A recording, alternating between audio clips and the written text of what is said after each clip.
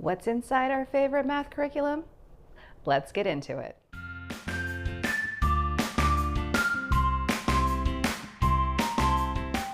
Hello, welcome and welcome back to my channel. Today I'm going to show you the math program that we use and give you a little bit more details about what is included in each of the different items that they offer. This is Primary Mathematics 2022, and so to get started I'll show you each of the books and then I'll go into detail about what's included in each. So we have the Primary Mathematics Home Instructor's Guide. We have 5A. They're broken up into semesters, so then we also have 5B. Then we have the student book 5A and the student book 5B. And then the Mastery and Beyond book, I just have the 5A. We're going to try that out this year and see if we like it. And then I have the grade 4 assessment. I haven't received the grade 5 yet, but I want to show you what is included in the assessment guide to see if it's something that might interest you. So now I'm going to go into details about what each of these items include. So I'm going to start with the Home Instructor's Guide. So the Primary Mathematics 2022 offers a teacher's guide as well as the Home Instructor's Guide. So if you're not teaching a class, the Home Instructor's Guide can work out really well. It doesn't have a lot of the activities that you might do in a classroom. And also, it's a lot less expensive. So if you're looking for a better option at a better price point, the Home Instructor's Guide might be the option that you want to choose. So in the Home Instructor's Guide, this is the first semester. It gives you a description of all of the components. So some of the components I'm going to be going over today, which include the student book and the Mastery and Beyond. Have additional practice books if you want more practice in that specific area. It's the on-level practice of the concepts, more of them that would be similar to what's included in the student book. And then the Mastery and Beyond books will apply to concepts in an unfamiliar context to try to expand the thoughts on each of those topics that are being covered. And then for assessment opportunities, if you get the teacher's book, you can go back and get information on recall from prior chapters. There's the practice on your own sections in the student book. There's also recall sections in the very beginning section of each of the chapters in the student's book. And then they have these performative tasks and chapter practice. And then in the assessment guide, those will give you some tests that you can assess throughout the year. Details about that. So in the beginning of the chapter, there is a chapter pathway. So it will tell you what to do for like the in-class version and then additional homework if you want to include that. And then it tells you the lesson, when to use the student books, the assessment, and then any sort of differentiated instruction. It gives an overview of the Singapore math approach, so you can read through how Singapore math approaches math, what they use, the concrete pictorial abstract processes, and then some of the other areas. So you can have a better idea of what their approach is and why they're doing it that way.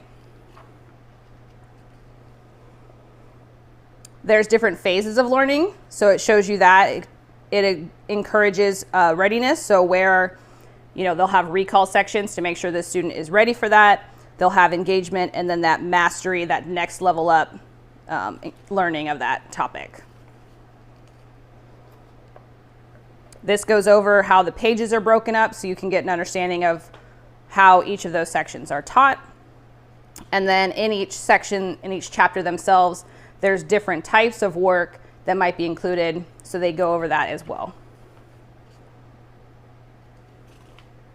They include the Mastery and Beyond, some of those reteaches, if you need to go back over a topic from like a prior grade. And then an overview of the Home Instructor's Guide itself.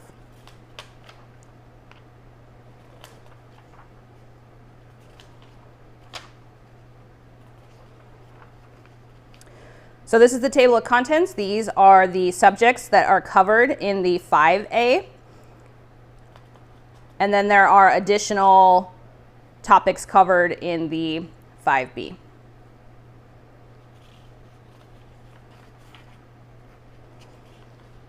Okay, so for each chapter, they have the chapter overview, they have the key ideas that are getting taught, and then the chapter at a glance. And this is where you will find the other resources that you might use. It will tell you which section to include those and then which pages. So if you do get additional practice, it has that information and the exercises that you would use. And then for us, we're going to be using that Mastery and Beyond.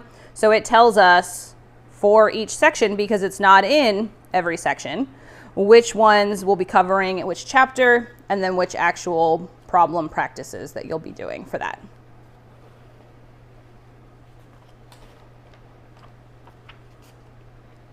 And then it will go into each of the chapters themselves. So you'll get details on teaching instructions, additional teaching tips that might need to be included, any sort of materials that you might want to use for that chapter, and then it'll give you your answers. So the answers for the student books will be in this book. So it won't be included in that student book, okay? And then there's other questions that you might want to ask, so that's included to try to help you expand that topic with your student.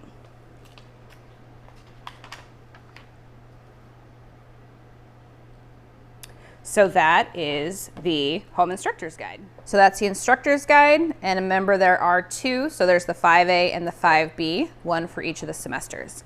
And then the other main item that you will need to teach your students is the student workbook. So this has pretty much everything else that you'll need. Everything else beyond the student book and the Home Instructor's Guide are additional workbooks that you can get, or additional tools to use. So I'm going to go over what's in one of the student books. So this is 5B, so you can see what else is taught in level 5. So these are the contents for the second semester.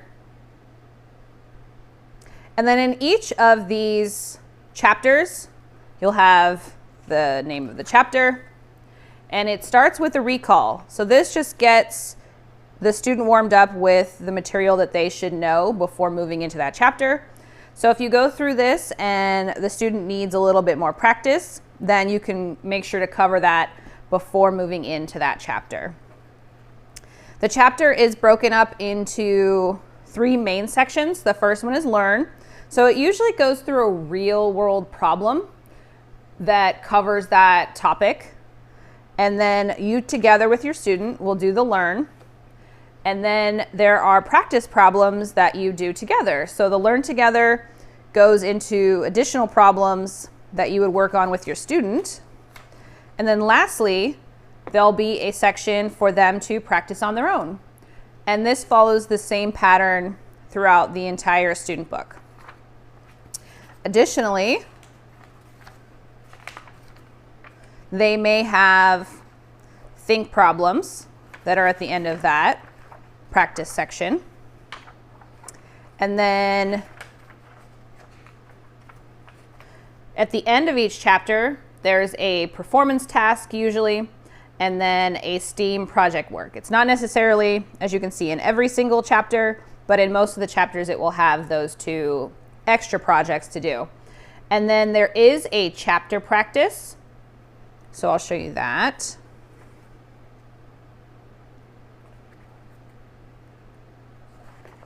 So they will have for each of those chapters some practice problems that are cumulative for the whole chapter.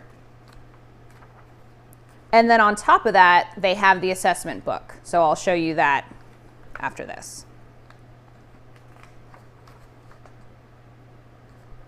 So that is the student book. Something new that we are using this year is going to be the Mastery and Beyond. Now that we're moving on to higher level math, I want to make sure to try to challenge my daughter and get a little bit of additional problems that might go beyond what was already taught in that chapter. This Mastery and Beyond will cover the same semester. So this will be 5A, and then they'll have a 5B book. These are thinner than, show you the 5A student book. So those are a lot thinner. because not every chapter or every section uses a Mastery and Beyond problem. So again, goes through the same chapters for 5A. And then now you'll have some additional practice, but it'll go a little bit farther along in that section just to make it a little more challenging, or to maybe use a couple of different topics to try to solve the same problem. And again, in that teacher's guide, it'll tell you which chapter, which is specified below, and then which practice problems you'll do under each section.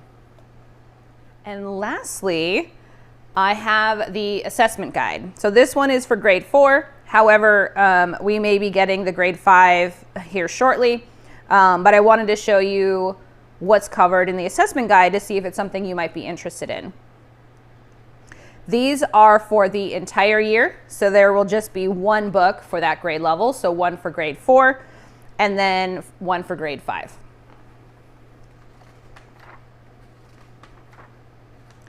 So in the assessment book, it has a chapter test for each of the chapters. Then after every couple of them, they'll have a cumulative assessment, so to make sure to go back and cover both of the sections. And then there is a mid-year assessment and an end-of-a-year assessment. So you can determine how many of these you want to do. Maybe you only want to do the cumulative assessments after you've gone through each of the 2 chapters, or maybe you're just looking for a couple of those and then the mid-year and end-of-year assessments to cover a number of topics to make sure that your student has learned everything and is carrying it forward throughout the year beyond just when you're learning it in that chapter. So I was going to show you an example of one. The assessments are broken up into different types of questions. So there's a section A with multiple choice questions. They have a section B with short answer questions. And then they have a section C that is a constructed response that requires a little bit more work for the problems, and then usually to write something as well in that space provided. And then they do give you the points that they recommend are given for each of those questions. So you can see that the point values differ depending on the type of problem that it is.